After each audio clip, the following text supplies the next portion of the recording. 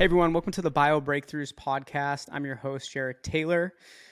Joining me today is Chris Bahl, the co-founder, president, and chief scientific officer at AI Proteins. Chris, how are you today? Doing great. Yeah, excited to be here. Excited to have you here. Let's dive right in. Tell us about your background and then kind of tie that into an overview of AI Proteins. Sure. So let's see. I'm a lifelong protein geek, and in particular, I'm really passionate about designing proteins totally from scratch. So when a lot of people think about proteins, probably the first thing that comes to mind is food. Um, but perhaps I think there's becoming a greater awareness that proteins are so much more than that, right? I think a lot of folks hear about genetics and genomics and the importance of your DNA and what that means for controlling your biology, but maybe it hasn't quite penetrated into the social awareness quite as deeply as the fact that the primary function of DNA is to encode blueprints for manufacturing proteins, and it's really proteins that mediate the chemistry of life. And in particular, if we can design new proteins, we can design them to be medicines, and very, very effective medicines. So we specialize in a type of protein engineering and design called de novo design. And so historically, when people are trying to make protein-based medicines, they take something that existed in nature and repurpose it, change it, modify it a little bit to use it as something useful, like a drug that blocks inflammation, for example. You could use that to, say, treat rheumatoid arthritis. We take a really different approach. Instead of starting with a natural molecule, we use artificial intelligence and molecular modeling to build completely new protein structures. They have no evolutionary history. They're just completely artificial in their shape, but they're still made of the same natural building blocks that all proteins are made of. And so they're very safe. So AI Proteins is a company that specializes in building proteins de novo. My background is I was a faculty member at the Institute for Protein Innovation here in Boston. I was one of the founding faculty members of that institute. And in the summer of 2021, started exploring an opportunity to spin a company out of my research lab. And in the process of talking to investors and talking with people in my lab, really kind of got swept up into it. There's a tremendous amount of enthusiasm from both the investment community and from my own lab members.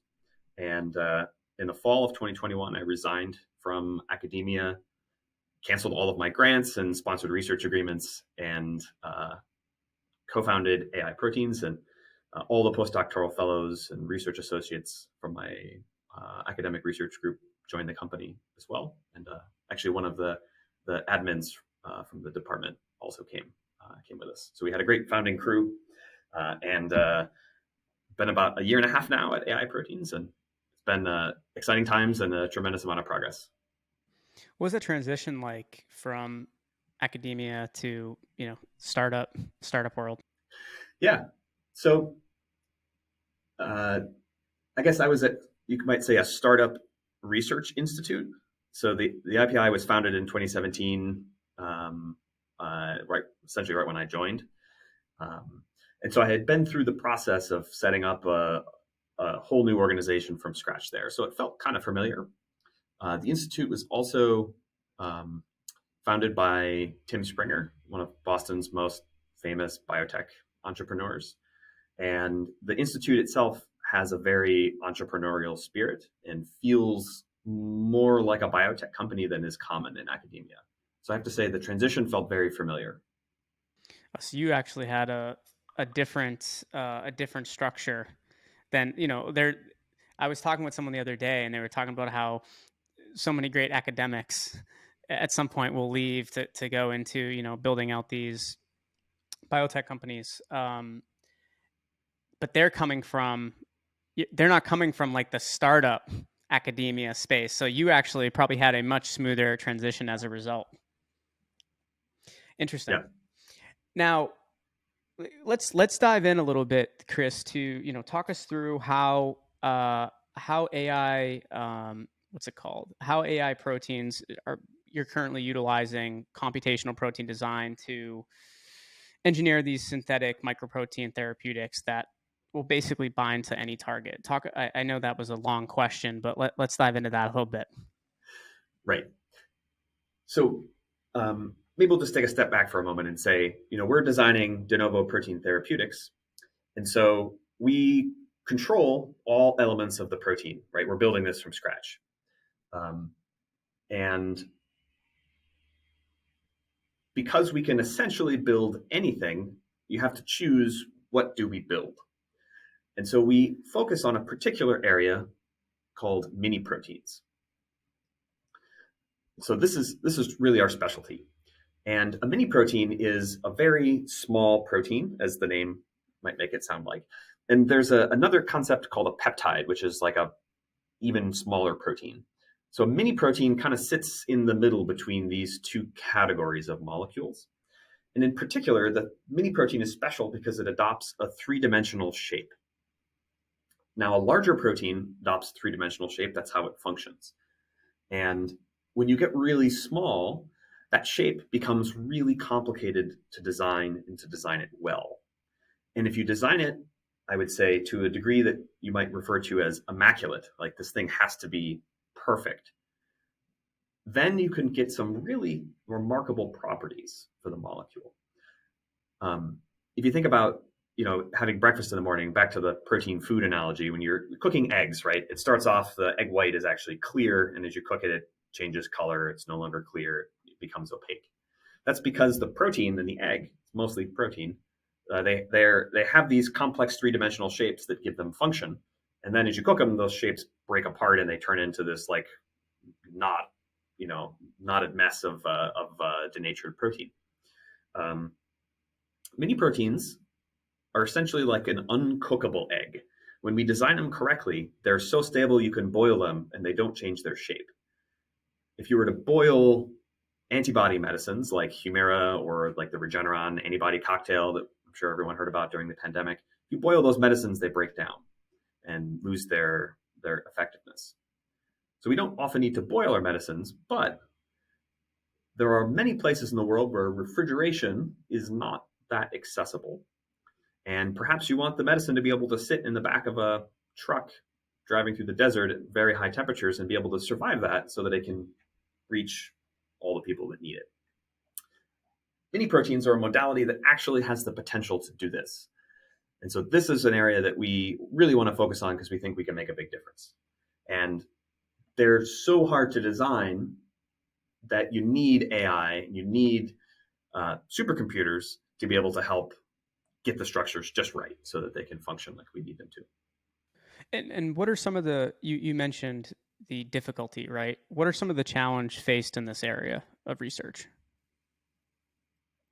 So I think that the most fundamental part of the challenge is this, that our understanding of molecular behavior is still very primitive.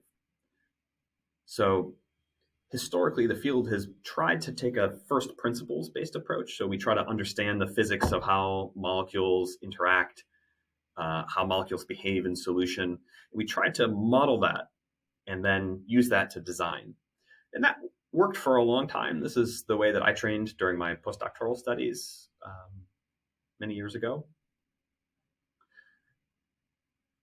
Today, we're using artificial intelligence. So we don't actually have to understand necessarily the underlying physics for how this works.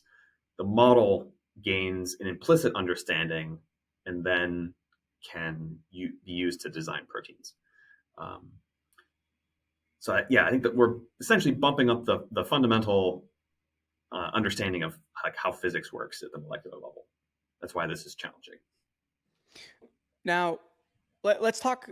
A big part I always like to dive into is uniqueness, differentiation, right? Um, you not your your company in particular, but it's a big space that you're in. There tends to be at some point the competition level changes, right? Talk us through what sets AI proteins apart from the other biotech companies in two ways, right? In terms of your drug discovery and development approach.